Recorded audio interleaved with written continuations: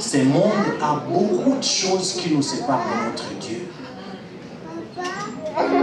Il y a beaucoup de choses. Il y a beaucoup de choses qui nous séparent de Dieu. Mais Dieu nous aime quand même.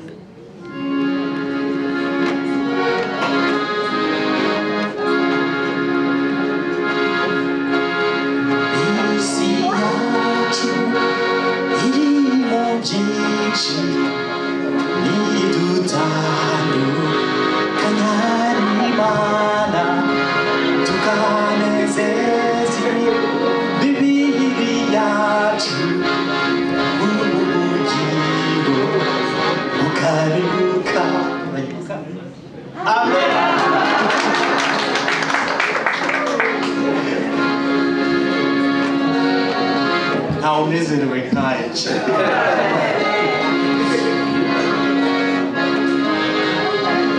Alors, on y va, chaque ligne est fruit.